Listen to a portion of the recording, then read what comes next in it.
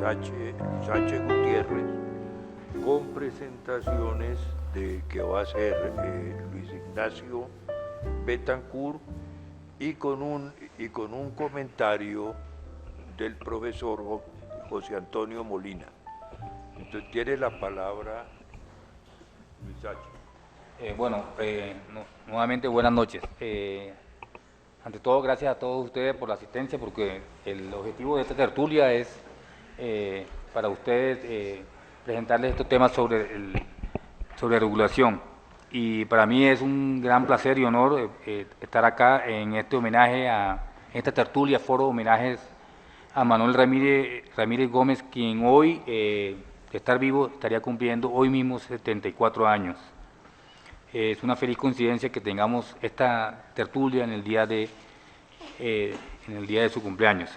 Bueno, hoy nos acompañan, como señaló el doctor Reveis, dos exponentes, dos conocedores del tema de la regulación de los servicios públicos, como son el doctor Luis Ignacio Betancourt y el doctor José Antonio Molina.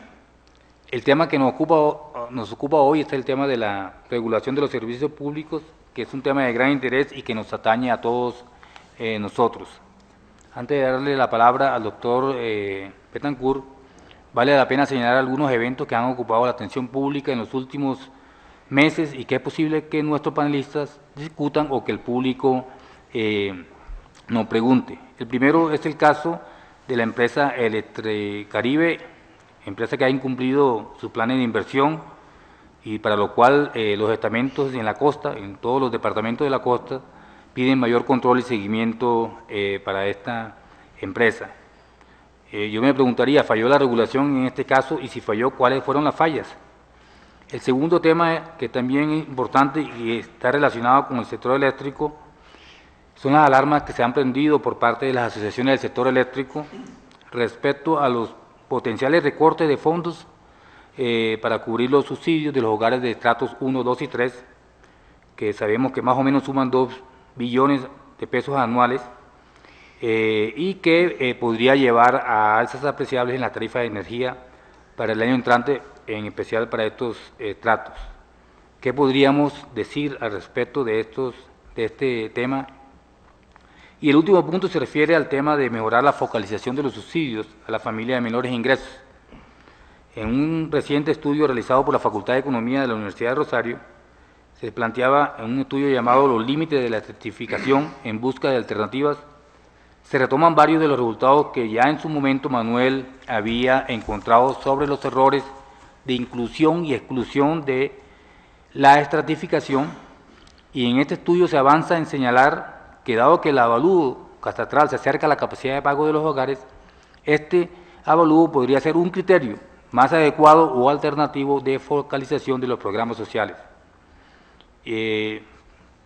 Tengo la pregunta de, ¿estamos preparados como sociedad a cambiar el actual programa de subsidios basado en la certificación que viene de la ley 142 por uno alternativo como el de la propuesta que hace el estudio realizado por la Facultad de Economía de la Universidad de Rosario? Bueno, dejando ese tema o esas preguntas ahí en el ambiente, quisiera presentar a nuestro expositor, el doctor Betancourt Escobar. El doctor Betancourt es abogado del Colegio Mayor de Nuestra Señora de Rosario, tiene posgrado en la London School of Economics en Londres, ha sido consultor independiente, gerente de la empresa de servicios públicos EDIS, secretario encargado de Bogotá, de Hacienda, consejero económico del alcalde mayor de Bogotá, asesor del presidente y secretario ejecutivo del Comité de Seguimiento al Programa de Ajuste del Sector Eléctrico de la FEN, vicepresidente administrativo y coordinador del estudio de reforma institucional del sector eléctrico para el Ministerio de Minas, negociador por la FEN con el director de Crédito Público del Ministerio de Hacienda, y también ha presentado estudios sobre manejo institucional de saneamiento del río Bogotá, zona del Dintal, con Ricardo Sala y Rudolf Holmes para la empresa de acueducto y alcantarillado de Bogotá. Los dejo entonces con el doctor Betancourt.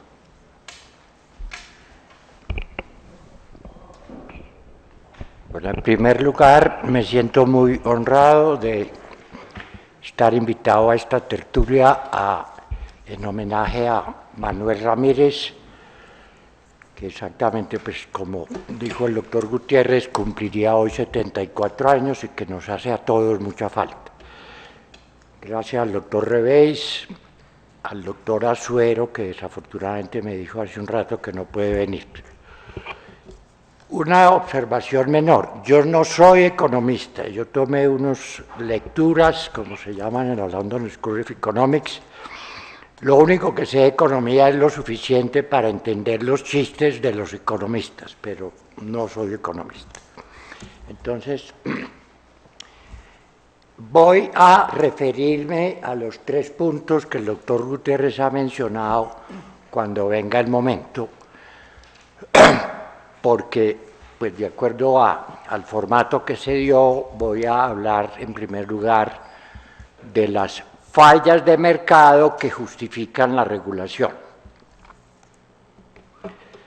Son temas pues ampliamente discutidos y ustedes como economistas los conocen desde luego muy bien, pero voy a hacer referencia a las 4 fallas que usualmente se mencionan como justificación para la regulación económica. Entonces, la primera es lo que se llama el poder de mercado, que se traduce, pues para ustedes esto es muy simple, en la capacidad de una o unas pocas empresas para fijar los precios de los productos o de los servicios, o la calidad, o ambas. Entonces se dan los monopolios, los oligopolios. Y en el caso de los servicios públicos domiciliarios y el de telecomunicaciones, al que voy a hacer también referencias de paso, se presenta el caso muy común de los monopolios naturales. No voy a referirme a ella, ustedes conocen muy bien eso, pero sí debo decir que, aunque no con el nombre de monopolio natural, la Ley 142 del 94 sobre servicios públicos domiciliarios y la Ley complementaria para el servicio eléctrico, que es la siguiente, la 143, sin decir monopolio natural, sí trae el concepto cuando habla de que la regulación tendrá que tener en cuenta cuando la competencia es de hecho posible, en cuyo caso la regulación es o inexistente o muy ligera, para diferenciar de la regulación más fuerte que se da en el caso de los monopolios naturales. Hay otro tipo de monopolio que es el que se denomina en la literatura legal, cuando es una norma jurídica la que impone el monopolio. En nuestro caso, es claro, todos los recursos naturales no renovables, como es el gas, el petróleo, el carbón, son propiedad de la nación, y el agua también es propiedad de la nación, de manera que por eso los prestadores tienen que obtener concesiones, etcétera. Entonces hay un monopolio de origen legal. Y luego están los monopolios de hecho, que son los que en la vida real, por la acción de los agentes económicos, pues algunos de los prestadores, en nuestro caso, productores, adquieren, porque son muy grandes de por sí, o compran o se fusionan con otras empresas. El segundo fallo de mercado es el que se llama externalidades, que también ustedes conocen perfectamente la noción, y que es muy relevante para este asunto de los servicios públicos domiciliarios, porque comienzo por decir lo que tal vez no es obvio para todos, y es que las leyes, en cierta manera, suponen que estos servicios públicos domiciliarios o el de telecomunicaciones no tienen externalidades.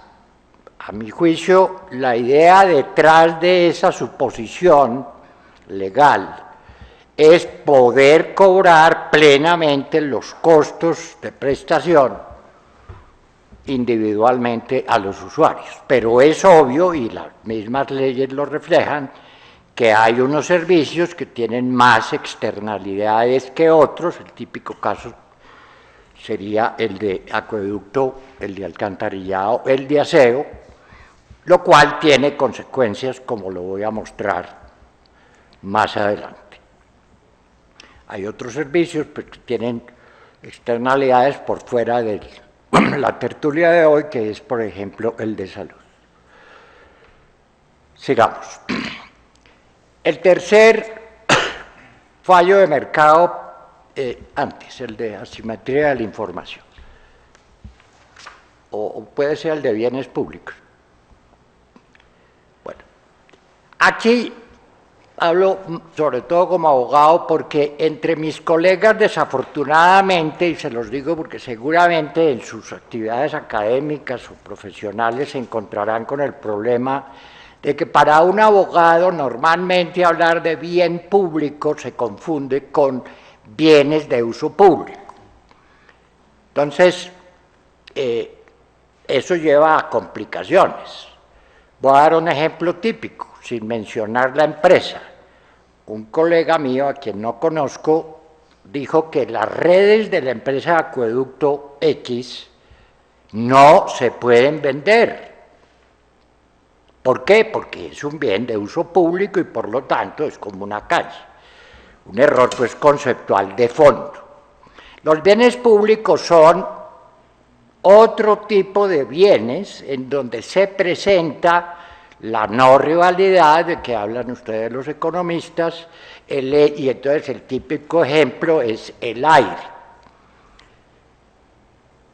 Luego hay la consecuencia de que esos bienes no tengan rivalidad y que por mucho que se usen, digamos, por lo menos en un horizonte razonable, no se van a acabar. Produce el fenómeno que es muy conocido de los que en inglés se les llama free riders, o se les ha llamado parásitos y otros nombres, para dar la idea que es gente que como ya que ahí está ese bien público, pues si yo no pago, otros pagan por él, lo cual genera problemas serios para estos servicios públicos de telecomunicaciones o domiciliarios. Ya aludí a esa confusión entre bien público y bienes de uso público, es decir, eso es crucial para entenderlo porque, como dije antes y lo quiero reiterar, de acuerdo a la ley, todo empresario puede construir las redes que necesite. Hay unas regulaciones sobre por dónde van, entonces hay regulaciones tanto ambientales como de urbanismo, pero no tiene que pedirse permiso ni contratar con el Estado para construir una red de acueducto o una red de telecomunicaciones o una red eléctrica o una tubería de gas. Hay otros bienes que se pueden llamar públicos porque allí, y es el caso del alumbrado público, es bastante claro, por eso jurídicamente el alumbrado público no es un servicio público domiciliario, porque obviamente es un servicio que en cierta manera usa el servicio eléctrico, pero el servicio como tal de alumbrado público, por lo menos no se cobra vía tarifas, sino que legalmente se puede cobrar, pero vía un impuesto o una tasa. Más adelante me voy a referir a un bien público tal vez no muy conocido, pero que está ahí, y es el que se llama la confiabilidad del servicio, y que dicho en palabras más claras es la sensación que tiene la gente, y no es solo en Colombia, de que, por ejemplo, la electricidad nunca se debe ir. Eso tiene enormes efectos y por eso lo voy a tratar más adelante. Sigamos. La asimetría de información se puede resumir muy brevemente. El empresario siempre sabe más que el regulador y el regulador sabe más que los usuarios. Eso trae enormes tropiezos porque los usuarios, como es lógico, siempre entenderán mal que se cobre y sobre todo que las tarifas suban. El regulador tiene un problema, no en Colombia, sino en cualquier parte, y es que no alcanza a conocer la totalidad de la información. Ya más adelante, de acuerdo al formato, mostraré cuáles son los instrumentos para enfrentar esa falla de mercado. Sigamos. Entonces, los instrumentos regulatorios disponibles, llamémoslo así, en la experiencia internacional, en la literatura, frente, como se me pidió, a los que efectivamente venimos usando desde que la Constitución del 91 adoptó para estos servicios un esquema de mercado. Es decir, se terminó la prestación monopolista por parte del Estado y se abrió de manera expresa a la competencia entre el propio Estado, si quiere, y lo hace con empresas oficiales o mixtas, los particulares. No voy a hacer referencia a las comunidades organizadas, pero es muy frecuente, hay que decirlo, en los municipios pequeños, que yo llamo usualmente los puebluchos, donde no hay suficiente mercado para que se pueda dar competencia, especialmente en algunos servicios, concretamente como acueducto, alcantarillado, así. Pero eso, advierto, lo voy a dejar de lado para ir como a los puntos centrales. Entonces, uno de los problemas grandes que se tiene con los monopolios es la integración vertical. El que produce es el que transporta a grandes distancias y el que distribuye y llega a todos los usuarios. Es el caso pues muy claro de la electricidad. La generación de electricidad es hoy en día, por avances tecnológicos que tuvieron lugar hace unos 30 años, es viable económica y físicamente tener muchas plantas generadoras con distintos combustibles en distintas partes de distintos empresarios, y por eso allí la competencia es, como dice la ley, de hecho posible. Dicho en otras palabras, no es un monopolio natural. No ocurre lo mismo en el caso eléctrico, y lo mismo ocurre con acueducto, alcantarillado y con gas natural, con las redes de transporte. En la jerga eléctrica se le llama transmisión a las redes que van a grandes distancias y distribución a las que van pues por los mercados llevando la electricidad. Lo mismo ocurre con el gas. Los gasoductos son para transportar volúmenes muy grandes de gas a grandes distancias que llegan hasta cerca a los mercados y ahí pasan a tubos más pequeños y esa es la distribución. Allí, por la tecnología como está hoy, son esos, el transporte a gran distancia por redes y la distribución hasta cada usuario, son monopolios naturales.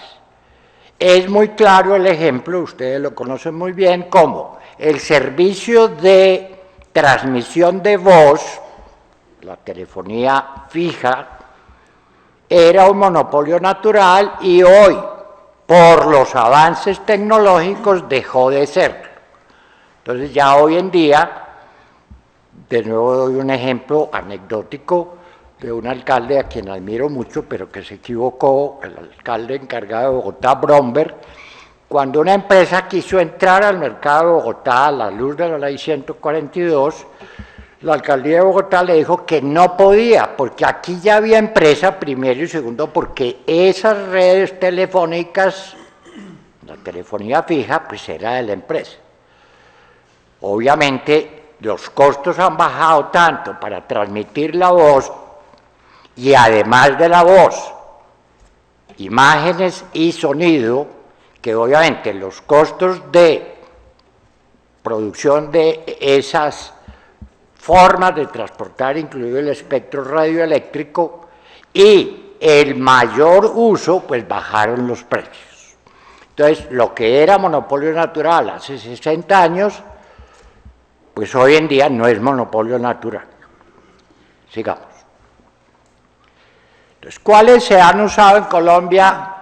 La separación de actividades. Es decir, la ley, por ejemplo, ordenó que ISA, que antes del 94 era generador de electricidad y al mismo tiempo era el que transmitía la electricidad, las leyes mismas ordenaron que se abriera en dos. Quedó ISA, que es la que conocemos hoy, que es exclusivamente para transportar energía eléctrica. Y se abrió otra empresa, que es ISAGEN, exclusivamente para generar, y esa es un típico ejemplo de separación de actividades. Algo de eso se ha hecho, a mi juicio no completamente, en el caso de ASER. La recolección de basuras, por ejemplo, no debiera ser de la misma empresa que tiene el sitio de disposición final, que en la jerga, como sabemos, se llama relleno sanitario. Porque se daría el problema, y se ha presentado de hecho, que una empresa recolectora que tiene competidores llega al relleno sanitario, y si está operada pues por el mismo dueño de uno de ellos, pues obviamente la tendencia es a impedirle la entrada o a ponerle dificultades. Entonces, esa herramienta se ha usado. También se hizo en el caso del gas. El gas natural, antes del 97, no fue en la primera ley por el lobby de Ecopetrol, era el que sacaba gas con sus asociados, siempre Ecopetrol, y al mismo tiempo era el que había construido la infraestructura de transporte de gas natural, los gasoductos. Una ley del año 97, por iniciativa directa de Guillermo Perry, que era ministro de Minas, ordenó hacer lo mismo de ISA, y entonces surgió una empresa para transporte de gas natural que se llamó Ecogas, que luego fue vendida y hoy en día es propiedad de la empresa de energía de Bogotá. Pero el punto es que ya Ecopetrol en gas natural, no en combustibles líquidos. En combustibles líquidos, y a mi juicio es un error, Ecopetrol sigue siendo casi el único productor de petróleo, es decir, el que extrae petróleo, el que lo refina, y ahora es una filial, pero a mi juicio, por lógica, debería ser una filial en donde Ecopetrol no tuviera participación. Entonces, la separación de actividades es una herramienta que se ha usado, digamos, en los casos más críticos. Sin embargo, el lobby de EPM, la empresa de mis paisanos, y a eso se acogió Bogotá, lograron absurdamente que en la ley 143 se le dejara a las empresas que existían en aquel momento mantenerse integradas verticalmente. Entonces EPM tiene generación, tiene distribución, las redes que dije locales dentro de cada mercado, comercializa la electricidad, y entonces la respuesta regulatoria fue ponerle unas reglas especiales, no me detengo en ellas, las puedo explicar después, para tratar de, digamos, disminuir el poder de mercado, pero eso sigue siendo un problema. En Bogotá, aunque hubieran podido hacer lo mismo, el alcalde Antanas sí hizo la división en empresas, de tal manera que la empresa de energía de Bogotá, aunque controla a la generadora, que es Emgesa, donde hay capital privado, y controla a Codensa, que es la distribuidora, de todas maneras, la empresa de energía de Bogotá como tal solamente participa en la transmisión, pero ella misma no genera. En este punto es muy importante señalar que la separación de actividades es algo sustancialmente distinto hoy a lo que era hace 30 años, y en general los países que han adoptado esquemas de mercado utilizan esta herramienta. Sigamos.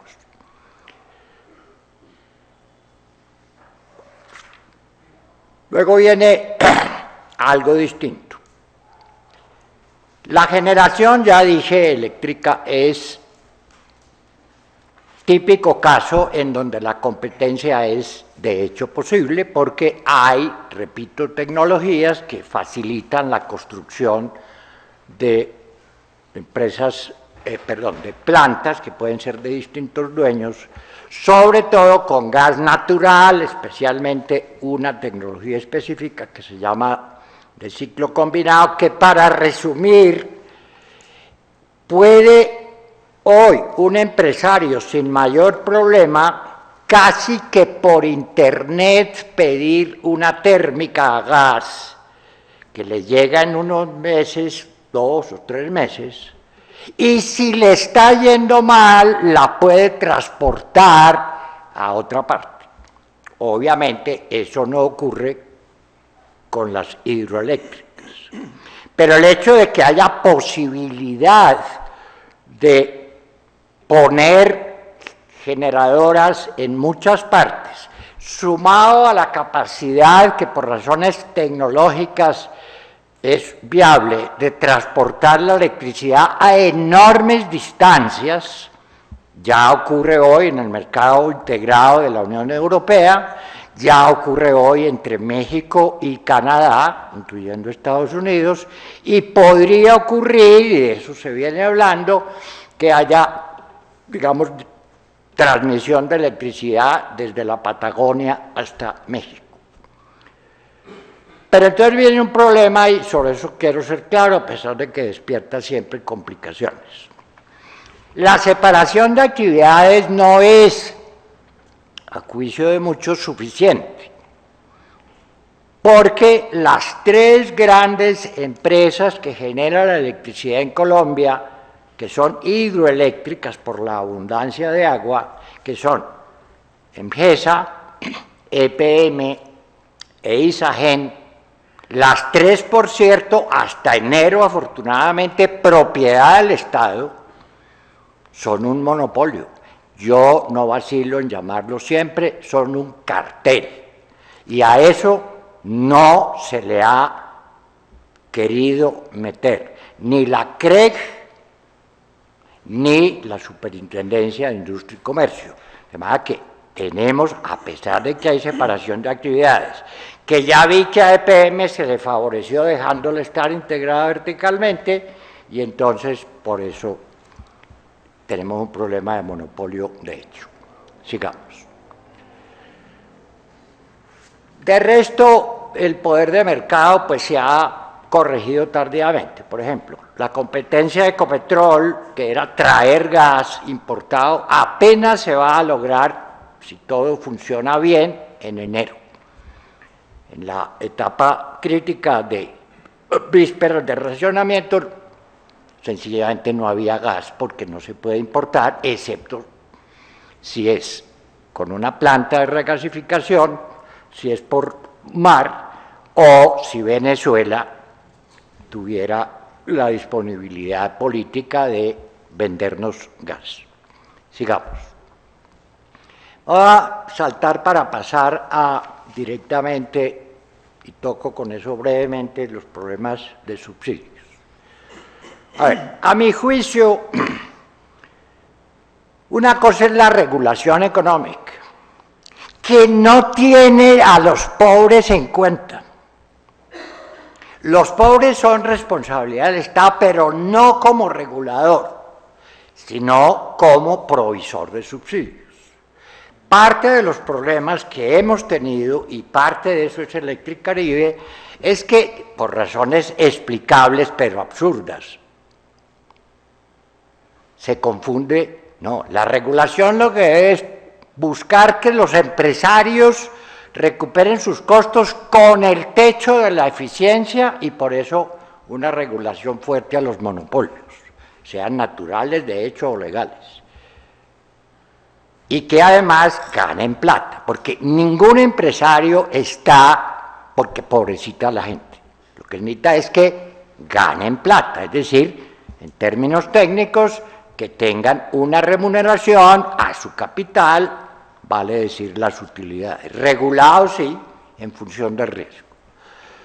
Con enorme frecuencia Electricaribe, ese es el caso, al mezclar la regulación económica con el problema de los pobres, pues obviamente se distorsiona la situación. Eso explica parcialmente el problema de Electricaribe.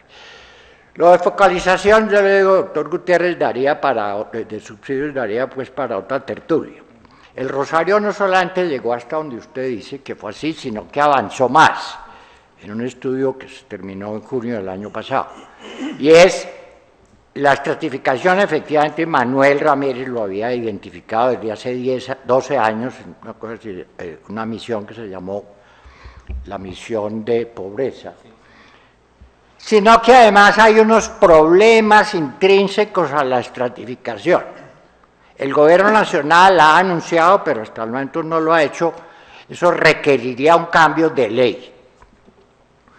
Y la metodología que, bajo la dirección de Carlos Sepúlveda y con la colaboración de Jorge Iván González, estuve yo en ese equipo, lo que se llama es tratar de que las tarifas reflejen el equiesfuerzo, es decir, que no hay la distorsión que hoy se da, en el sentido de que los más pobres dedican muchísimo más proporción de su ingreso total que los más ricos. Sigamos. Vienen dos problemas adicionales y con eso termino, que son los siguientes. La regulación ambiental es un desastre. Primero hay una serie de, yo las llamo mitologías. Y entonces tenemos el caso de que nadie quiere que la luz se vaya, y vuelvo a la electricidad, pero eso sí, ni dejan construir entre los indios, los negros, las comunidades y los ambientalistas, ni nuevas plantas de generación, ni redes de transmisión, ni redes, ya se ha dado de ciertas redes de distribución. Entonces, hay un problema. Entonces decimos las renovables, sí, pero es que las renovables ahora, 2016, no nos darían firmeza. Es decir, la luz se iría, estamos avanzando, se ha avanzado en tecnologías, pero eso no es para mañana. Y por último, y con eso sí termino, la Corte Constitucional, a mi juicio, debía desaparecer. Eso es imposible políticamente. Pero es que la Corte, decimos los abogados, no solo interpreta la ley, sino que cambia la ley y la Constitución. Y voy a dar solo un ejemplo. En ningún tratado de los que la Corte cita dice que el agua o la electricidad deben ser gratis. Lo que dice el tratado, que se llama PISDEC, es que el agua, no la electricidad, debe ser asequible. Pero es que asequible no quiere decir gratis. Pero como la Corte impone lo que quiere, estamos en problemas. Gracias.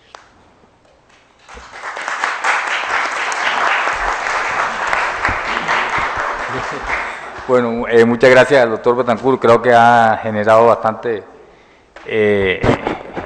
comentario, puede generar bastante comentario su presentación. Bueno, le vamos a dar ahora la palabra al doctor José Antonio Molina Torres, bogotano, egresado, abogado también, egresado de la Universidad Nacional de Colombia, magíster en Derecho Económico de la Universidad Externado de Colombia, con especializaciones en Derecho Administrativo y Docencia Universitaria de la Universidad Santo Tomás. El doctor Molina ha sido presidente de la Sociedad Jurídica de la Universidad Nacional, auditor especial ante impuestos nacionales, secretario general de la Electrificadora del Tolima, magistrado del Tribunal Administrativo del Tolima, magistrado auxiliar del Consejo de Estado y magistrado auxiliar de la Corte Constitucional. Es catedrático de la Universidad Nacional de Colombia, de la Universidad Externado, de la Universidad del Rosario, de la Universidad Libre y de la Universidad Santo Tomás. Es autor de la obra Régimen de los Servicios Públicos Domiciliarios, con 2 ediciones ya publicadas. Ha escrito también sobre el régimen presupuestal y control fiscal de las empresas de servicios públicos mixtas en las revistas de Empresa Pública de Medellín, Universidad Externado de Colombia y Universidad del Rosario. Igualmente ha sido investigador de la Universidad Sergio Arboleda, en desarrollo de lo cual redactó el texto denominado Procedimiento Administrativo, publicado por la Escuela Judicial Rodrigo Lara Bonilla en diciembre del año 2007. Actualmente el doctor Molina es magistrado de la sección 4ª del Tribunal Administrativo de Cundinamarca y miembro de la Academia Colombiana de Jurisprudencia. También es miembro de la Comisión de Vocabulario Técnico de la Academia Colombiana de la Lengua.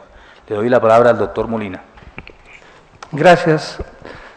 Muy buenas noches a todos. En primer lugar, mi agradecimiento por esta invitación tan honrosa, directivos de la Academia, poder participar en este foro y tal vez compartir algunas impresiones, algunas ideas sobre este tema tan importante que ha planteado el doctor Betancourt con tanto énfasis y profundidad. Seguramente haciendo alguna referencia hacia los temas jurídicos que pues no siempre son tan atractivos, ¿no? Porque al abogado se le dice, trate de profundizar también en el universal, que tiene razón en eso, ¿no? Que no se convierta en un animal jurídico, simplemente recitar la norma. Pues bien, debo comenzar haciendo referencia a lo que anotaba acá el profesor Betancourt como fallas de mercado y las formas de corregir. Ahí surge una pregunta, ¿por qué nosotros debemos tener regulación? Y quiero enfocar mi intervención básicamente en el terreno de los servicios públicos domiciliarios. Sí, debe haber una regulación que tienda a corregir fallas de mercado, pero antes de eso, yo creo que ante todo debemos reivindicar la importancia de la Carta Política de 1991, que desde luego haciendo un poco de ciencia política observamos que no ha funcionado en la forma que quisiéramos. De todas maneras, como diría algún sociólogo, la Carta Política es un sueño. La Carta Política, en el buen sentido de la palabra, es una utopía, y eso está demostrado con el mismo preámbulo, algo que hoy no es, pero que se puede construir. Muy bien, de modo que la Constitución del año 91, en buena hora, destaca la importancia de los servicios públicos domiciliarios en el entendido de que ellos hacen parte de los fines sociales del Estado y a este le corresponde garantizar su prestación con eficiencia a todos los habitantes del país. Coincidimos en una cosa con el doctor Betancourt en cuanto a cuál era el escenario en Colombia en la prestación de los servicios públicos domiciliarios, particularmente antes de la ley 142 del 94 y la 143 del mismo año, la ley eléctrica. Ustedes tocaban una electrificadora y en el fondo estaban tocando un congresista. El monopolio era el peor de los mundos aquí en Colombia y en cualquier país. De suerte que hoy en día nosotros encontramos que a la luz del artículo 365 de la Constitución, al Estado no le corresponde de entrada prestar los servicios públicos domiciliarios. Tiene sí el deber de garantizar su prestación eficiente. Entonces ahí aparece toda la legislación, la regulación, el control, de manera que al lado de esa norma encontramos otra disposición en el mismo artículo 365 en cuanto a que nosotros hoy nos encontramos en un mercado competitivo, un mercado donde puede operar el Estado, directa o indirectamente, los particulares y las organizaciones autorizadas. Muy bien. ¿Y alguien tiene que regular ese mercado? Pues ya veremos más adelante, aparecen las comisiones de regulación. ¿Tenemos un régimen jurídico especial? Desde luego que lo tenemos. De manera que estamos pensando allí en una serie de agentes económicos. Y surge otra pregunta, ¿y qué pasa cuando nos acercamos a esas comunidades donde las situaciones de depresión social, donde encontramos básicamente estratos 1, 2 y 3, no hay estrato 4, 5 ni 6, no hay industria ni comercio que tienda con una contribución a salvaguardar los subsidios de esos estratos? O sea, nos encontramos ante mercados que no son interesantes. En ese sentido, entonces, los agentes no van a participar. Cuando ninguno está interesado en participar, entonces le toca al municipio, y si el municipio no puede, le toca a la nación. Pero alguien tiene que responder por la prestación eficiente de estos servicios en la medida en que tienen una ligazón íntima con los derechos fundamentales. Y ahí sí se convierte para el Estado en una verdadera obligación la prestación de estos servicios. De manera que de entrada no es obligación, estamos ante un mercado abierto. Pero en algún momento, y en ese sentido la previsión es importante, no hay agentes económicos interesados, entonces debemos buscar unos remedios. Al Estado le corresponde entonces prestar esos servicios. Ahora, hay que garantizar ¿qué? Una prestación eficiente, y esa eficiencia hay que mirarla tanto desde el punto de vista de la empresa como desde el punto de vista del usuario. A la empresa hay que garantizarle viabilidad, pero también exigiéndole que tiene que mostrar un balance social, en lo económico, en lo ambiental y el respeto a los bienes culturales de la nación.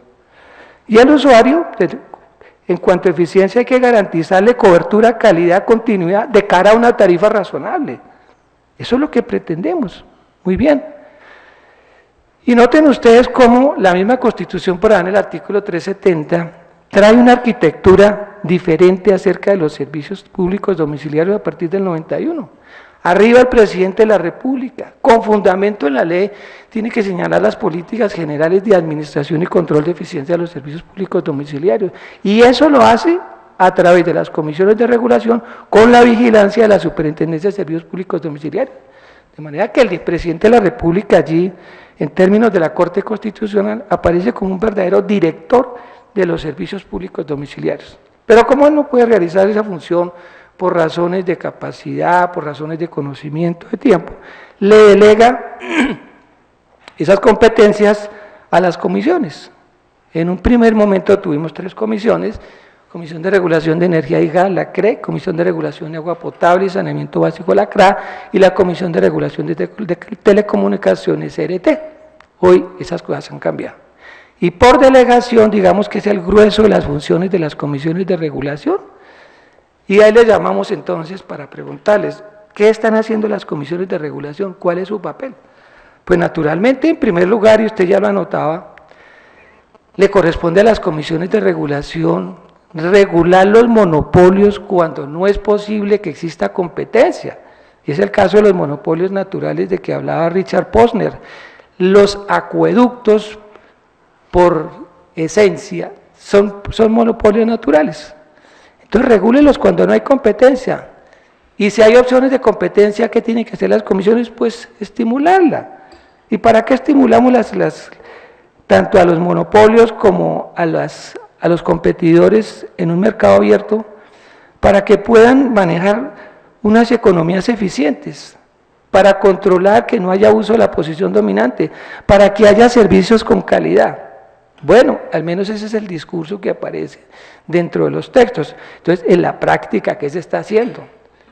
Observemos que en alguna medida, ojalá se cumpla, las empresas, los agentes económicos, sobre todo los más importantes como EPM, como ISA, como ISAGEN, etcétera, pues no tengan ninguna injerencia en la elaboración de la fórmula tarifaria, que a veces vemos que eso no se da. Si hay algo donde se ha violado la fórmula tarifaria, digamos, agentes que hayan influido, básicamente las empresas. Las comisiones de regulación pueden especificar sus normas, sus reglas, pero aquí tuvimos, por ejemplo, durante un tiempo a la empresa Acueducto Alcantarillado de Bogotá, incluyendo dentro de la fórmula tarifaria el pasivo pensional. Sí, al trabajador hay que darle lo mejor de lo mejor, decía Marx, desde luego, pero alguien tiene que pagar. ¿Y quién? El que es la empresa. Eso no tiene por qué pagarlo el usuario. Hasta que en un momento determinado la CRA dijo, no, usted no puede seguir cobrando el pasivo pensional dentro de la fórmula tarifaria, porque eso no hace parte de los componentes. Claro, fue un abuso de la posición dominante en su momento de la empresa de Acueducto y Alcantarillado de Bogotá. Y otras cosas que nosotros vemos hoy mismo. estamos viendo la protesta de los distribuidores de gas. ¿Por qué? Porque ellos entregaron una información que no está desagregada en términos contables para la elaboración de la siguiente fórmula tarifaria, hay que modificarla, eso lleva más de 7 años. Esa información contable no le permitió en su momento a la CREG hacer una desagregación para determinar cuáles son los costos y gastos asociados verdaderamente al transporte, a la distribución del gas. Entonces, ¿qué le dijo la CREG ahorita en julio?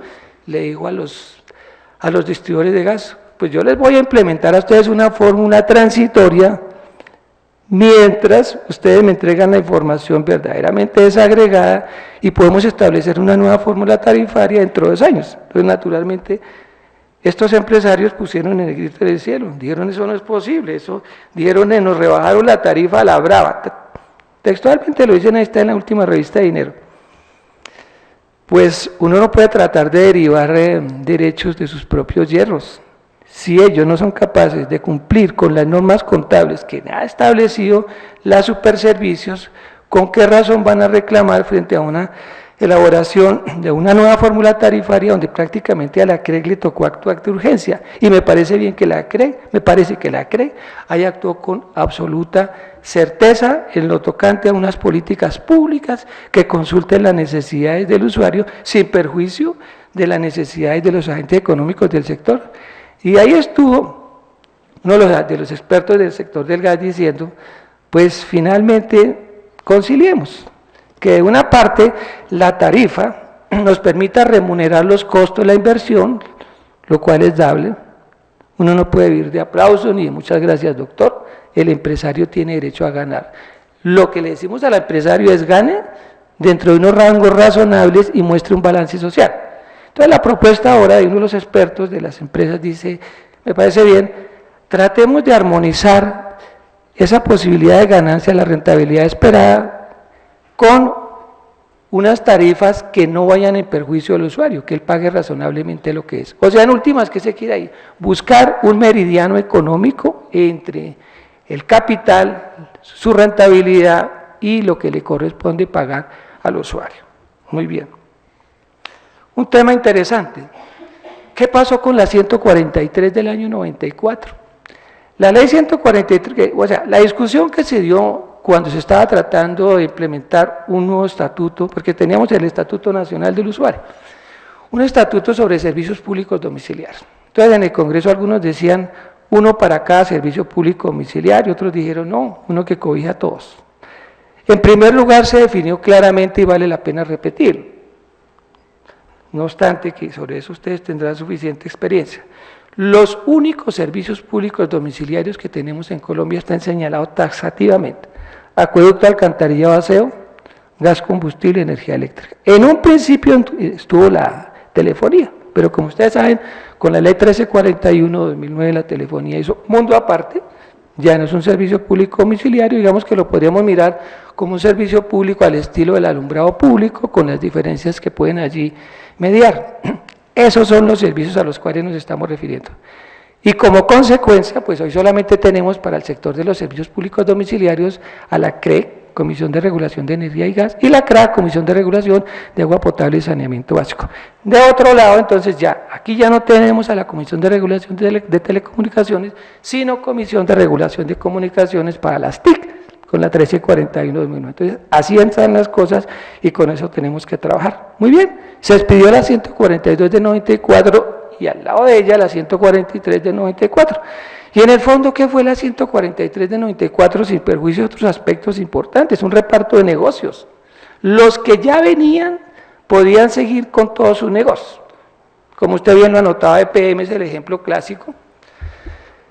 Podían y pueden, porque estaban antes del año 94, generar, transmitir, transportar, participar en la interconexión, transformar, comercializar y finalmente distribuir, que son todos los negocios. La distribución finalmente es la infraestructura. Alguna vez le preguntaba a un ingeniero, ¿y qué es la distribución? Me lo decía literalmente, son los fierros. ¿No? ¿Y qué es la comercialización? ¿Sí? El contrato de condiciones uniformes y tal. Entonces ahí hubo un reparto de negocios y alguien diría, no, que son derechos adquiridos, me parece que eso no es así. De pronto más bien el principio de confianza legítima, los que ya venían, déjenlos con todos esos negocios. Los nuevos ya no podrían hacer lo mismo. A los nuevos se les dijo, ustedes solamente tienen derecho a una actividad y entre otras cosas podrían generar energía y comercializar o distribuir y comercializar, que eso sí lo podrían hacer los nuevos a partir del año 94. EPM ha sido una buena experiencia, independientemente de las críticas, sus fallas, es una empresa industrial y comercial del Estado. Recuerde que EPM era un establecimiento público y con base en el artículo 17, primer parágrafo de la 142 de 94, se transformó en una industrial y comercial del Estado. Creo que ha operado bien, a pesar de sus fallas, pero tiene unos ingredientes que permiten calificarla bien. ISA, me parece bien, bueno, ISA Generación, ISA Transportador, yo creo que también están dentro de un buen balance. Muy bien, ¿cuáles entonces son, en esa perspectiva, y no solamente del sector eléctrico, sino de los servicios públicos domiciliarios en general, las funciones básicas de las comisiones de regulación que hoy nos atañen para mirar un poco ciertas críticas que se hacen aquí con suficiente razón?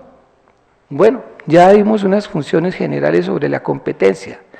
Hay otra que es clave y que a todos nos insiste como una herida abierta y es la fórmula tarifaria. Las comisiones de regulación deben establecer una fórmula tarifaria que consulte ¿qué? No solamente los costos, tiene que consultar también la mayor productividad.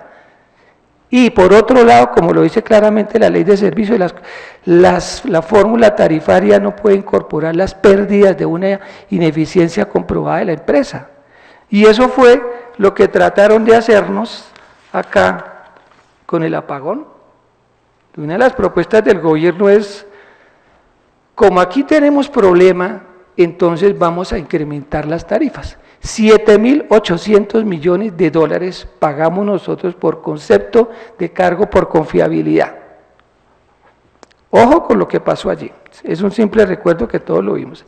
En el 2015 explotó el asunto. ¿Qué fue lo que ocurrió allí?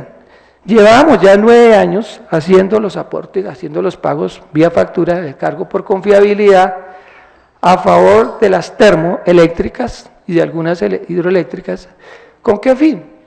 Pagamos ese cargo por confiabilidad con el ánimo, con el fin de que en el evento de un fenómeno del Niño, de una sequía como nos pasó, entraran a operar las termoeléctricas sustituyendo la medida de lo posible a las hidroeléctricas. Me explico.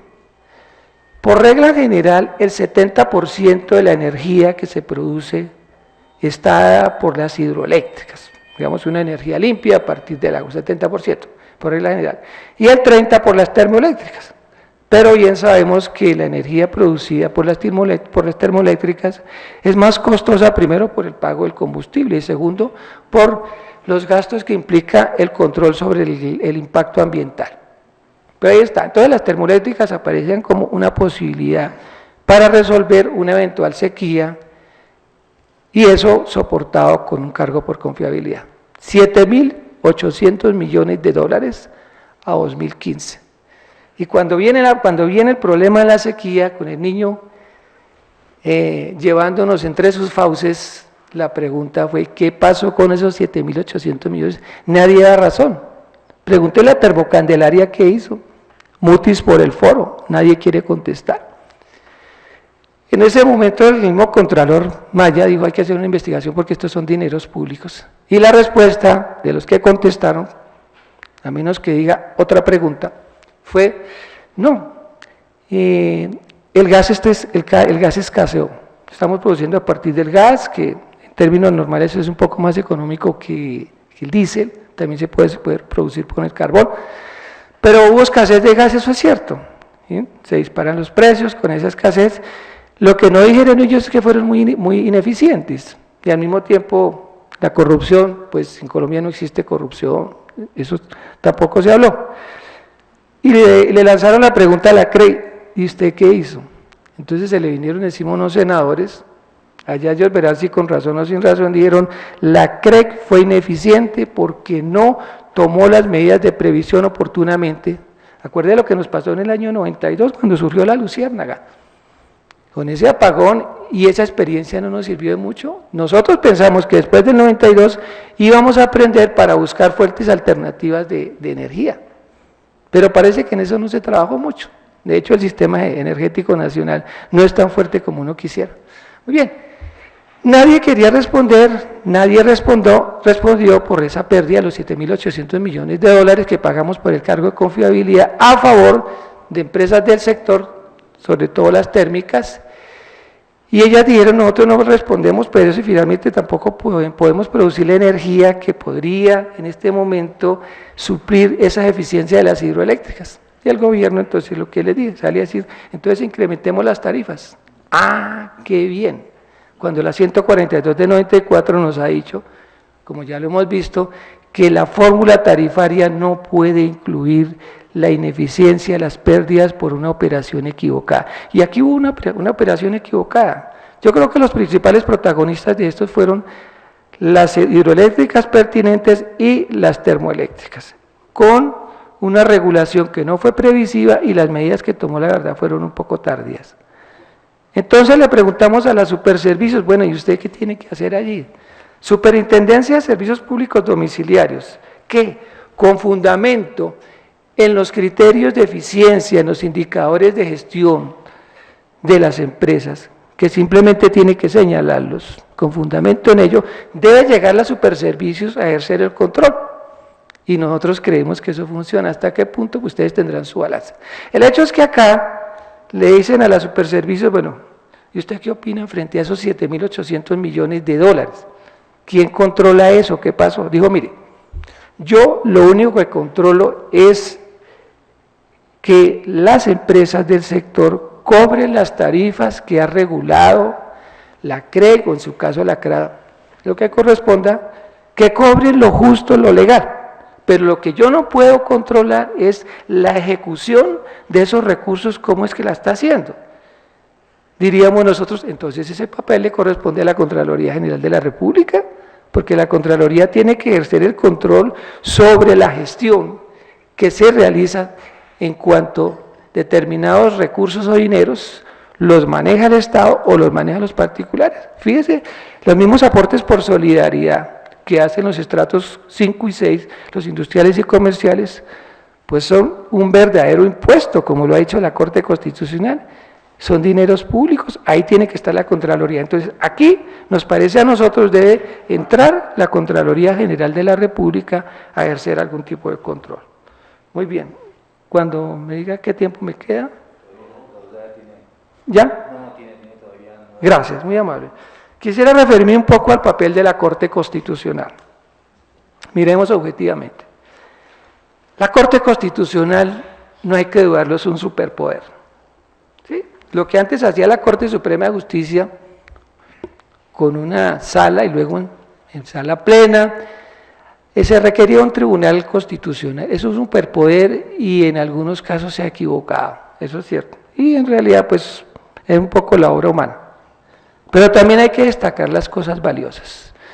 La tutela, es cierto, los señores jueces de la República todos los días están fallando en favor de los derechos fundamentales. Si alguien ha incidido en el éxito de la tutela con especial relevancia en aras de los derechos fundamentales, ha sido la Corte Constitucional. Desde luego, la Corte Constitucional ha producido sentencias muy buenas, otras término medio y otras muy malas. Y eso pasa en todas las corporaciones, en todos los tribunales. No es que digamos que mal de muchos consuelo tonto de la Corte Constitucional está llamada a mejorar. Y es cierto, para hacer una reforma constitucional, como ya lo han dicho otros, no hay necesidad de ir al Congreso a adelantar un acto legislativo. 5 votos y 4 que salven, y con eso hace la reforma constitucional. Y lo hemos visto en muchos casos. Entonces, si bien es cierto, se han presentado esos extravíos, la Corte Constitucional ha salvaguardado derechos muy importantes. Y miremos, por ejemplo, en el caso de los servicios públicos domiciliarios, un caso sencillo. Muchas empresas venían sancionando hace un tiempo a los usuarios a través de su factura. Entonces las personas empezaron a demandar en acción de tutela. Y la Corte, en control selectivo de las sentencias de tutela, le dijo a las empresas, perdón, ¿y ustedes con base en qué, con fundamento en qué procedimiento están sancionando a los usuarios? El derecho al debido proceso tiene que estar siempre blindado, debe haber un procedimiento, y eso lo tiene que establecer la ley. Y la ley 142 de 94, como la 143 con todas sus reformas, hasta llegar incluso a la 1450 de 2011, Plan Nacional de Desarrollo con que arrancó Santos, en ninguna parte reguló el procedimiento para sancionar, porque eso no existe. Entonces, ¿qué pasó? Que todas esas sanciones se cayeron, pero fíjese que en un primer momento por el pronunciamiento de la Corte Constitucional. Lógicamente después, dentro de una perspectiva muy inteligente, el Consejo de Estado prohibió esas tesis y en una jurisprudencia que es concordante con la de la Corte, pues hoy en día todos a una decimos no puede haber sanciones a los usuarios en la medida que no existe una norma habilitante.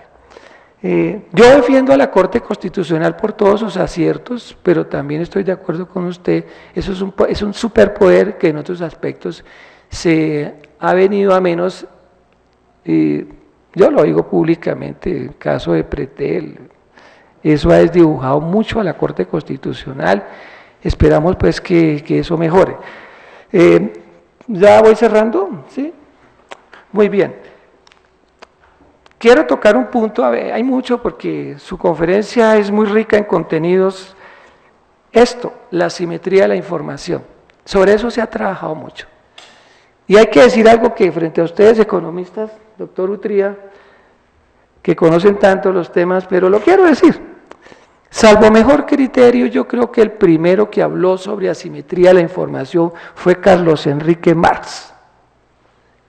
En el primer tomo del Capital, primer capítulo, cuando él dice, en el comercio se tiene la errónea creencia de que el consumidor tiene conocimientos enciclopédicos sobre la mercancía que compra. Ahí está la génesis de la asimetría de la información, y muchos no lo nombran. Y ese discurso de la asimetría viene hace un tiempo y uno encuentra en muchas conferencias que eso no se reconoce. Como tampoco la Corte, yo no lo he visto, ha reconocido en alguna parte que el mínimo vital surgió con los fisiócratas, con Turgot, y que eso después lo desarrolló Marx. Yo no he visto una sentencia de la Corte que reconozca, no sé si por ignorancia, por negligencia, por arrogancia, por lo que sea, pero yo creo que hay que darle la razón a los que hablaron primero sobre algo. Y ahí está la siguiente, muy bien. En el campo de los servicios públicos domiciliarios, eso de la asimetría usted lo tocó perfecto con muchas otras cosas. La asimetría de la información que existe entre las comisiones de regulación y las empresas. Claro, las empresas conocen muchas cosas que las esconden, no las van a contar.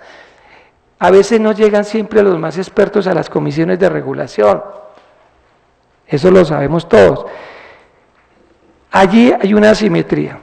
El empresario, la gente que está en el sector de eléctrico, acueducto, etcétera, pues muchas veces tienen conocimientos infinitamente superiores a los de los expertos. Que allí hay unos ministros, sí, pero los ministros están y no están, puerta giratoria, no siempre son los mejores, etcétera. Me preocupa sobre todo la asimetría de la información al comparar al regulador, CREC y la CRA, con el usuario, y al empresario con el usuario. Y vamos a una cosa pequeña antes de cerrar, pequeña desde el punto de vista del tiempo, pero que tiene una fenomenología inmensa, perdón, y es la fórmula tarifaria. ¿Qué tanto podemos discutir nosotros de la fórmula tarifaria? Y ahí en la 142 se exige que la fórmula goce de simplicidad, goce de transparencia, que cualquiera la pueda entender.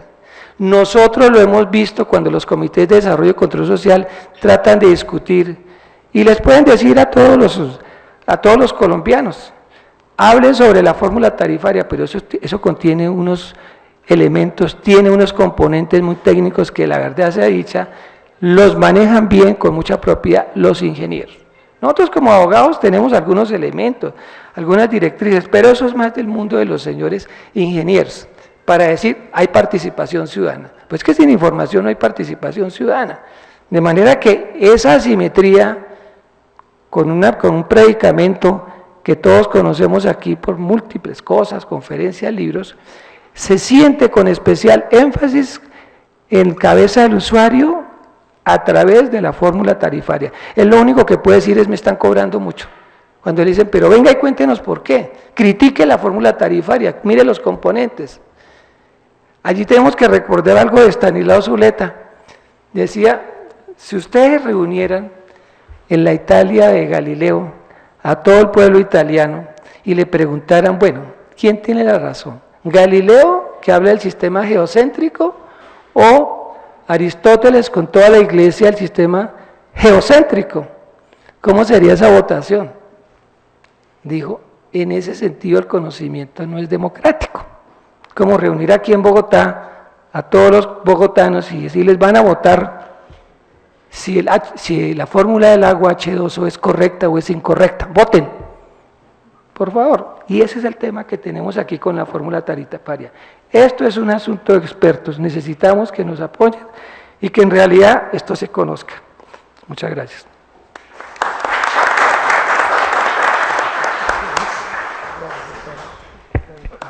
Bueno, muchísimas gracias al doctor Molina por su presentación y los comentarios a la presentación del doctor Betancourt. Ahora vamos a abrir la discusión al público, pero antes quisiera recordarles que tenemos todavía programados 4 nuevas tertulias para los siguientes días. El 27 de septiembre, aunque es probable que cambie la fecha, hay la tertulia sobre regulación financiera. El 18 de octubre, la regulación del suelo urbano.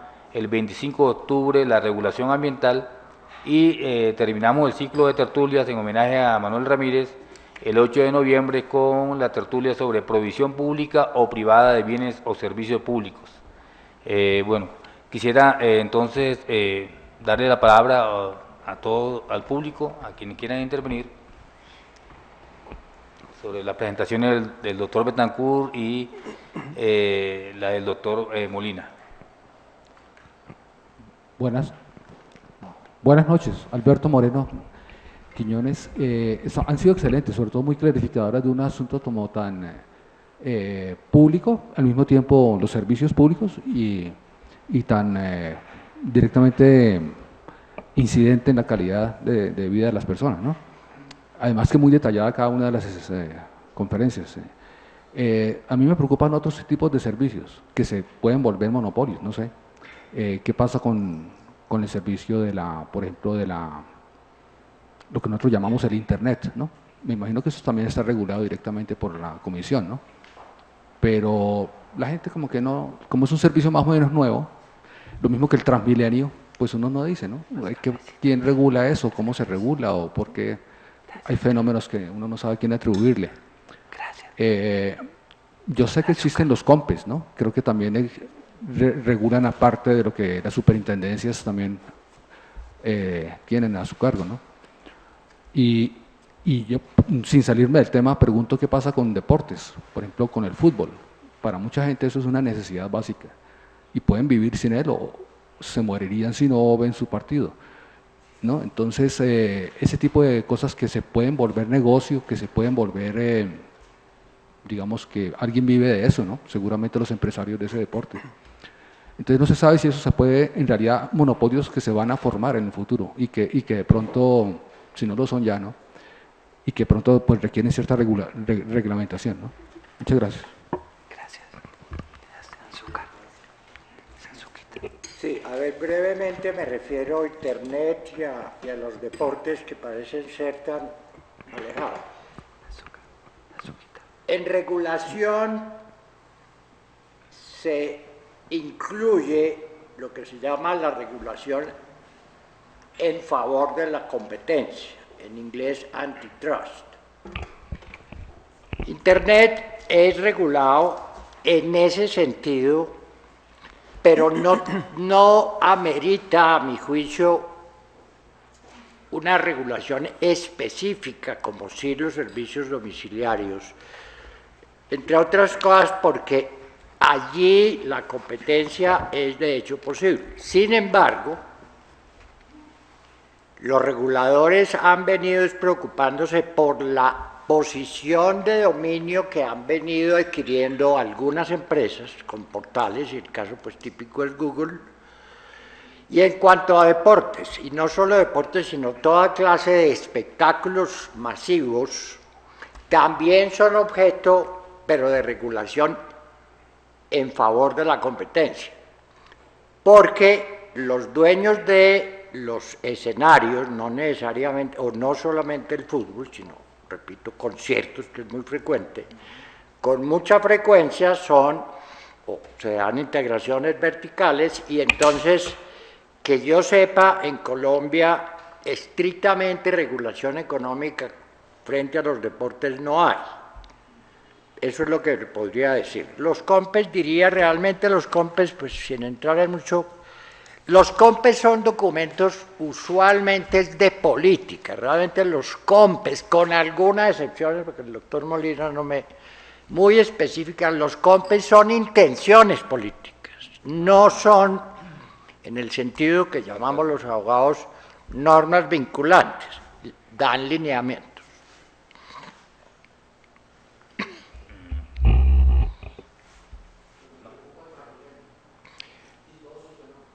Bueno, ahí nos tendríamos que meter en la regulación del transporte público de pasajeros. Entonces, hay una deficiencia en eso, en el sentido de que no hay una autoridad regulatoria, aunque ahora por segunda vez en 15 años se creó por ley, pero no se ha organizado una comisión de regulación que incluiría la infraestructura y el servicio mismo de transporte.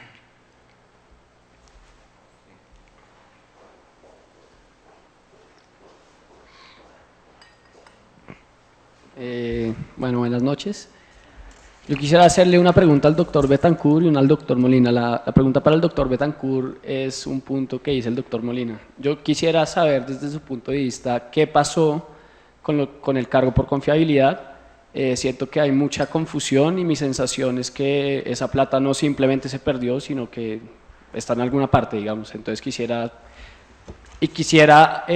tratar de unir eso con qué responsabilidad cree usted que tiene la CREC en la alta probabilidad que hubo de que hubiera un apagón. Y para el doctor Molina, mi pregunta es, su última observación, que es en relación, se refiere, digamos, a la tarifa, a la asimetría de información que hay con las tarifas. Digamos, ¿cuál es la crítica? Es decir, ¿habría otra forma de fijar las tarifas si no fuera con una fórmula de ese estilo? ¿De qué manera aumentar la participación del usuario en la fijación de esa tarifa? Y, digamos, en la vida práctica, ¿cuál es digamos, la sugerencia? Gracias. ¿Quiere usted, doctor? Siga, doctor, siga. Bueno. Lo primero que todo es que decir, con mucha pena con el doctor Molina y con la inmensa mayoría de la gente que ha opinado, es que el cargo por confiabilidad no se entendió y todavía no se entiende. Segundo, el cargo por confiabilidad puede que haya habido alguna empresa que se lo ha robado, puede, yo no niego. Pero el mito de que esa plata es pública es falso, es parte de la tarifa. Y eso tiene que ver con ese bien público que dije que iba a hablar después, y es que en Colombia y en todos los países, los economistas lo llaman más elegante, lo llaman aversión al riesgo de racionamiento. Eso se llama, nadie quiere que se le vaya la luz. Ese es un bien público. ¿Por qué es bien público? Porque la gente no se aguanta que se vaya la luz. Entonces, en un mercado, si se acabó la cosa, pues no hay, ¿qué vamos a hacer? Y el que tiene plata ve cómo soluciona el problema. Es que ese es el mercado. Eso no es lo que había antes con la tara francesa de que los servicios públicos son la función del Estado, no, el mercado no es eso. Si no hay chocolates, pues no hay chocolates, ¿qué hacemos? ¿Qué es el cargo por confiabilidad? Es la respuesta regulatoria que el gobierno y la CRE sí debieron explicar en el 2004, cuando se empezó a adoptar el cargo ya en el 2006, que era decir con esta misma claridad: señores colombianos, ustedes no quieren que se les vaya la luz, entonces les vamos a cobrar más. Y esa plata no se perdió, a lo mejor sí, yo no digo. ¿Cómo se construyó el Quimbo? Que los jueces no han dejado que opere, con la plata del cargo por confiabilidad. ¿Cómo se construyó la hidroeléctrica de Sogamoso? Con la plata del cargo por confiabilidad. ¿Cómo se construyeron varias térmicas? Con la plata del cargo por confiabilidad. ¿Y cómo se construyó, que está por terminar en un año, Ituango en Antioquia? Con la plata del cargo. Esa plata no se la robaron. Segundo, y ese sí fue error regulatorio de la CRE muy grave, para generar a gas se necesita que la máquina esté ahí y hay que llevarle gas. Como se sabía, todos los que estamos en este negocio como consultores, que es mi caso, sabíamos desde el 2006 que no iba a haber gas en el 2009, o en el 2012 o en el 2010. Todos sabíamos. Entonces se dijo, la CRE, cuando no haya gas, para poder cumplir con la obligación de generar electricidad si no hay agua, usen, en la jerga se le llama combustibles líquidos, y les pagamos por eso. Pero pusieron un combustible que se llama Fuel Oil 6, que se acabó. Hace 5 años se acabó. Pues no había, ese combustible no había. Y la CREC, solo en octubre del año pasado, dijo, pues hay que subir las tarifas, había que subirlas. Las debieron subir antes, pero se demoraron. Y tercero,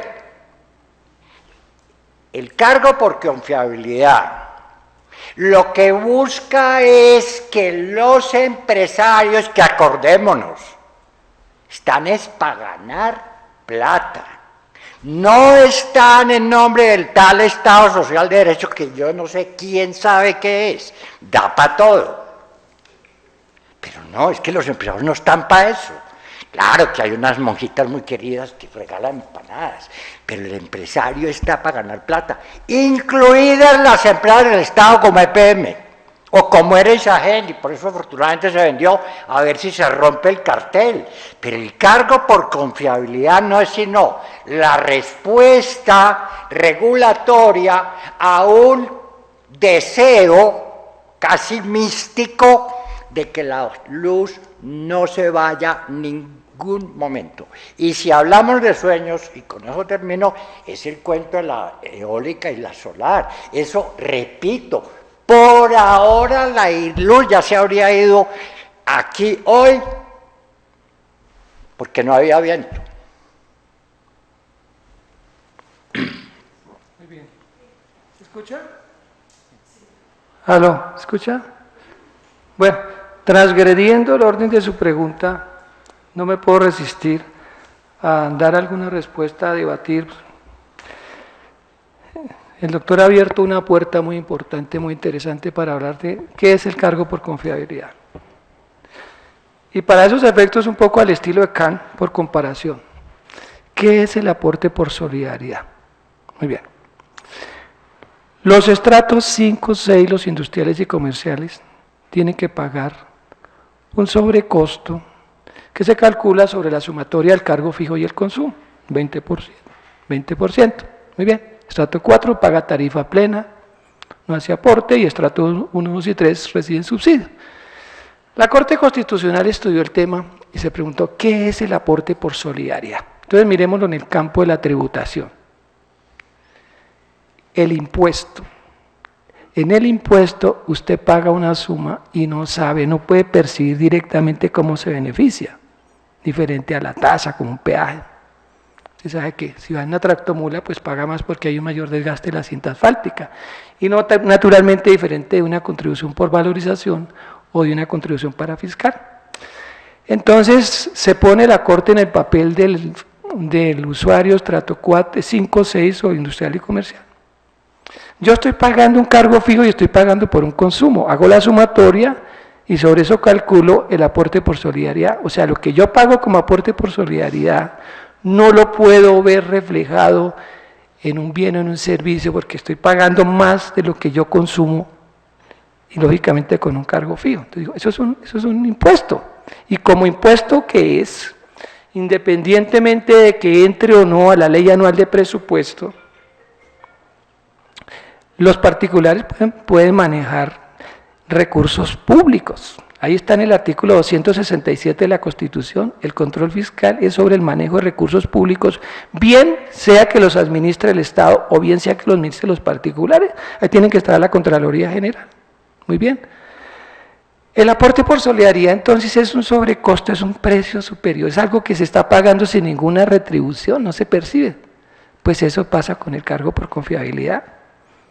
Si yo estoy pagando cargo fijo, si yo estoy pagando consumo, lo demás simplemente es un aporte. Que en el caso de lo que se ha dispuesto por la estratificación, a partir de los lineamientos del DANE, los lineamientos del COMPES, etcétera, muy bien, un aporte por solidaridad que va para los estratos 1, 2 y 3. En el cargo por confiabilidad, respeto el criterio del doctor Betancourt, no estamos de acuerdo, pero de eso se trata del libre examen de las ideas, y esto enriquece naturalmente. En el cargo por confiabilidad nosotros estamos pagando algo respecto del cual nosotros no vemos el beneficio directo, por lo menos en este momento, inmediatamente. La perspectiva era de que hacia el futuro, pues eso sirviera para que las termoeléctricas funcionaran. Ahora, como usted lo plantea, si hay obras, si se realizaron cosas, etcétera, pues que lo muestren, que lo hablen, que salga al debate público. Nosotros en el externado hicimos el año pasado un debate precisamente sobre este problema, y ahí estaban invitadas las empresas, y nosotros pusimos de presente la problemática, y nadie se paró a decir, ojalá usted hubiera estado allá, ojalá, a decir, mire, nosotros hemos construido esto, sí, pero no solamente construirlo, sino mirar qué grado de eficiencia tiene eso. Porque nosotros hoy estamos reclamando un gerente, tanto privado o público, que muestre gestión. Sí, los recursos en un momento determinado no se perdieron, perfecto, se cumplieron todas las normas, pero hay obras que no le sirven a nadie, que no muestran eficiencia. Entonces yo creo que esa parte también en algún momento habría que mirarlo. Lo otro que usted plantea en cuanto a la fórmula tarifaria. En primer lugar, usted, y todos lo sabemos, ubíquese en el terreno del circuito energético nacional. Esa es de las cosas más complejas. Por ejemplo, usted le pregunta a un ingeniero, ¿qué es potencia? Le dice, potencia es voltaje por corriente. Ah, muy bien. Entonces, ¿qué es lo que hace una subestación? Dice, no, pues la subestación transforma energía. ¿Y qué es transformar energía? O subir el voltaje o bajarlo. Y eso de pronto implica necesariamente que suba o baje la potencia, y el ingeniero le dice, no, eso se mantiene. Muy bien. El tema es complejo, meterse a ver cómo funciona la generación, la interconexión del transporte, la transformación, la comercialización y la distribución. Entonces, parta de ese punto de vista. Y tal vez la pregunta habría que hacérsela un poco como hizo Marx. Como ustedes, los señores economistas, lo saben muy bien y los que lo han leído, pues Marx comienza diciendo tenemos que empezar por lo elemental, por la mercancía, y empieza a desdoblarla, empieza a abrirla con valores de uso, con valores de cambio, etcétera, etcétera. Y claro, después viene una complejidad terrible que hay que haber leído a Hegel para poder entender un poco ese primer capítulo. Y digamos que todavía estamos tratando de entender ese primer capítulo. Entonces, punto 1, la complejidad del tema. Segundo, creo que el Estado tiene que recoger un poco el discurso de Antanas Mockus ahí en el sentido de que debemos hacer más pedagógico el discurso, pero al mismo tiempo la audiencia tiene que cualificarse para entender el discurso. Porque es que uno no puede llegar a la clase, uno no puede llegar a escuchar al otro simplemente para engordar cerebro.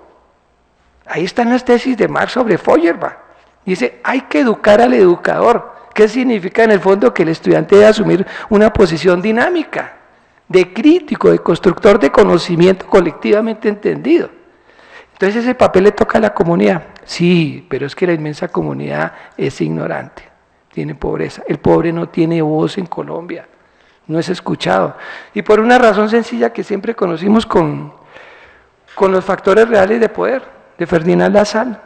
Los factores reales de poder son los que redactan una constitución. Los factores reales de poder deciden siempre. O háganse ustedes una pregunta. Yo no quiero convalidar aquí a las FARC, ni mucho menos. ¿Por qué finalmente el gobierno habló con las FARC?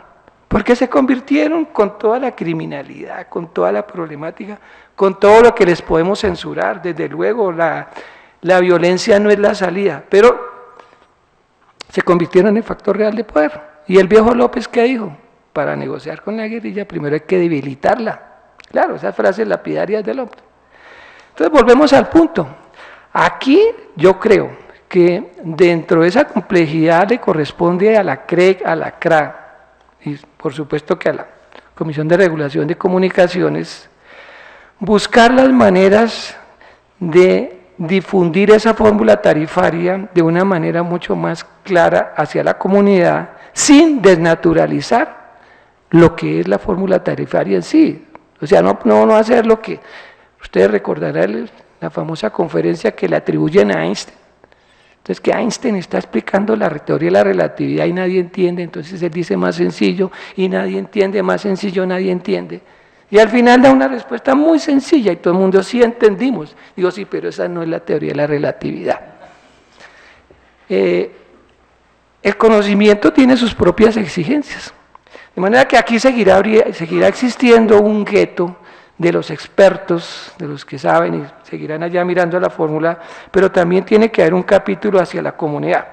Concretamente, yo creo que aquí una salida importante podría ser contribuir al fortalecimiento de los comités de desarrollo y control social. Recuerden que ellos hacen el papel de las veedurías ciudadanas, solo que es una figura exclusiva del sector de los servicios públicos domiciliarios, que los comités de desarrollo y control social tengan un apoyo permanente y mucho más profundo de parte de la Superintendencia de Servicios Públicos Domiciliarios en materia de capacitación, de parte de las mismas universidades. Sí, ustedes dicen eso está lleno de líderes, a algunos les gusta la política, pero hay gente que también es estudiosa y que siente el problema, que haya una capacitación potenciada desde las universidades, porque es que nosotros tenemos que estar ahí.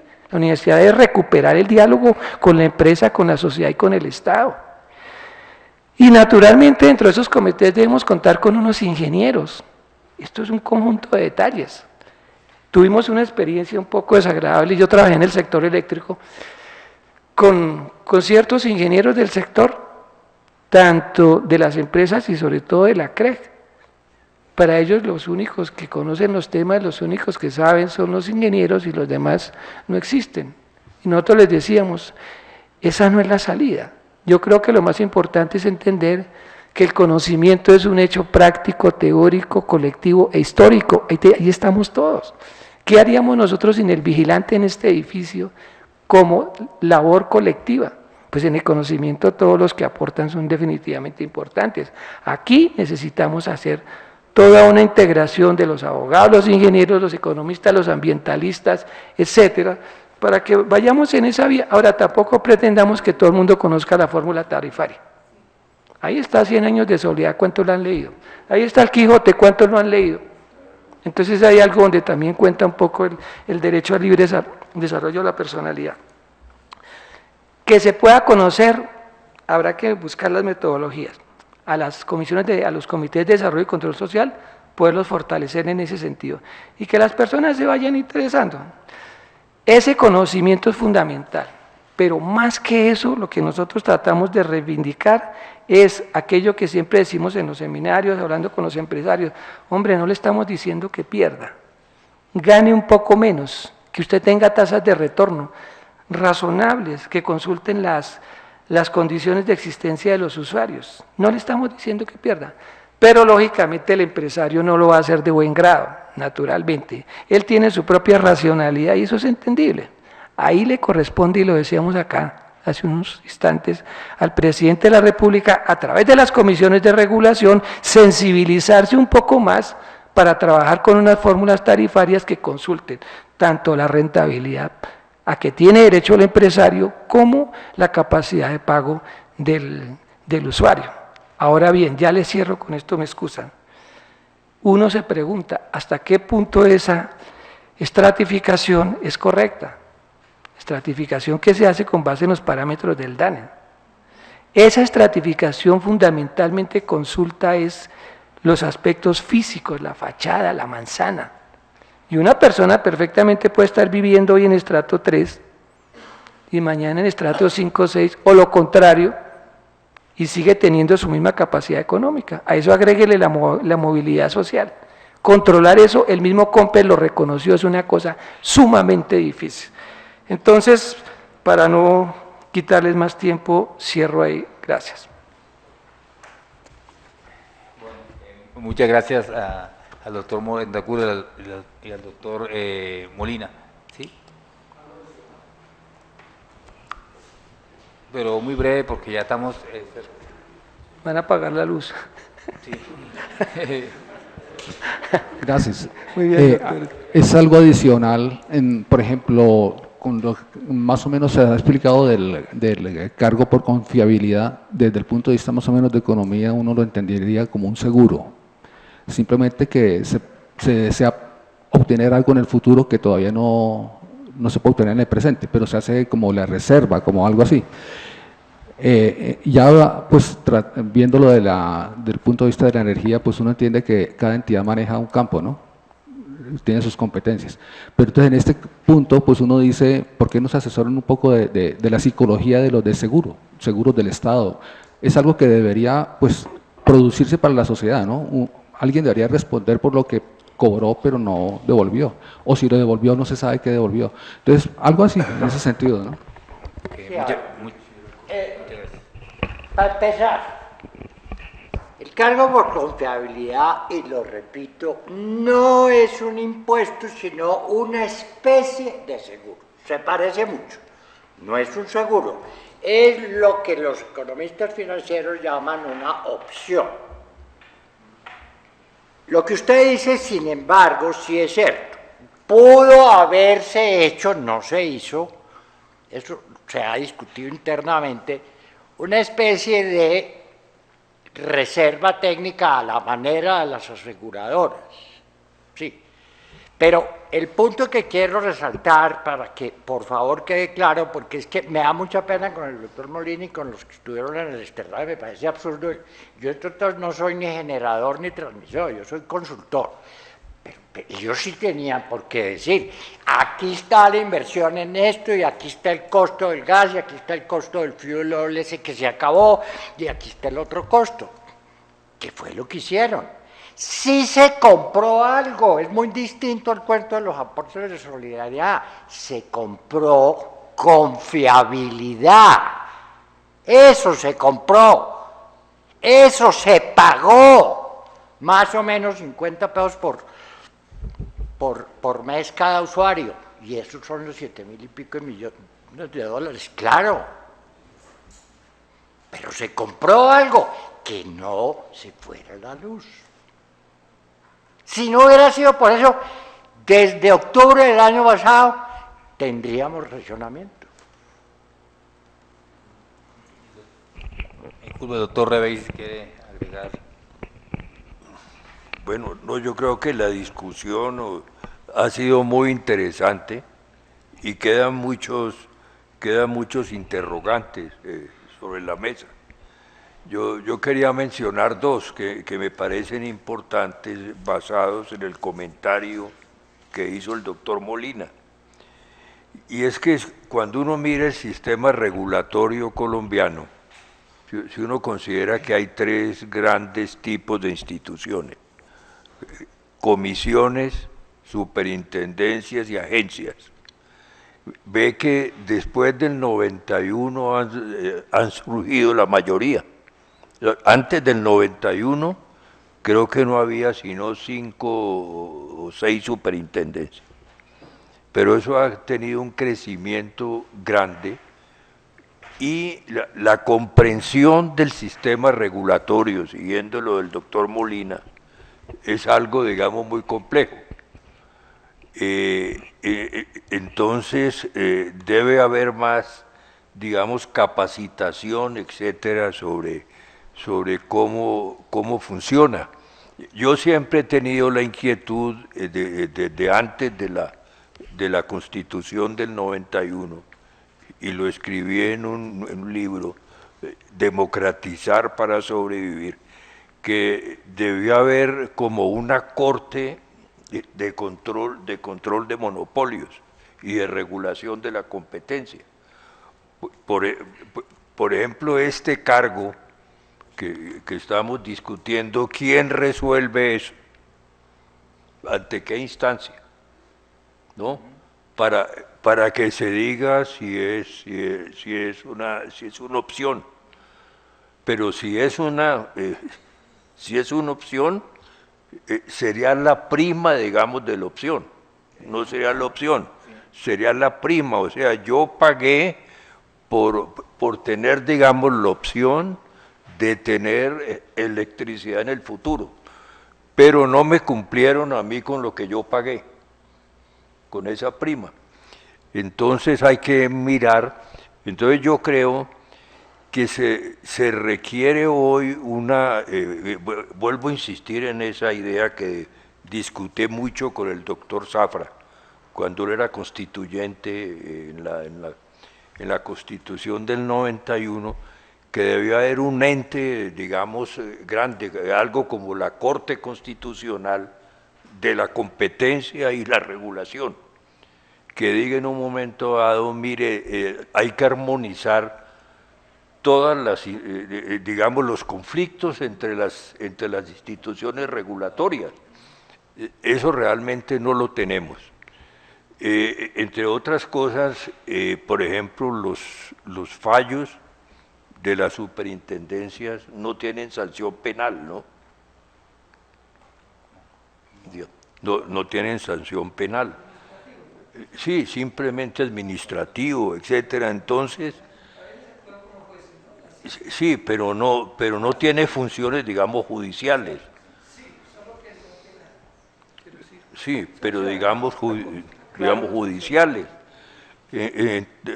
Entonces hace falta hacer una reflexión de conjunto de cómo se armonizan toda esa cantidad de instituciones que han surgido, situación que se complica todavía más por la Contraloría, la Procuraduría. Eso es, para mí es una situación caótica, es un galimatías que ya entenderlo, es decir, yo no veo cómo un ciudadano puede entender eso, digamos, en una forma mínima. Tiene uno que sentarse, como lo dijo el doctor Molina. Eso yo diría que es más complicado que las fórmulas de cálculo de los servicios públicos, que son yo. Aquí las discutíamos con Manuel Ramírez varias veces, pero yo creo que el sistema institucional en sí es muy complicado y no hay esa última instancia regulatoria y de control de la competencia. Yo quiero dejar esa inquietud, simplemente porque me han parecido muy interesante la discusión que se ha tenido y las ponencias. Bueno, creo que terminamos. Le agradezco a todo el público presente, a los panelistas. Creo que el tema todavía da para mucha discusión, pero los invito a seguir participando, a seguir viniendo para las próximas tertulias que la Academia Colombiana de Ciencias Económicas está realizando como homenaje a Manuel Ramírez, nuestro amigo y colega. Muchas gracias.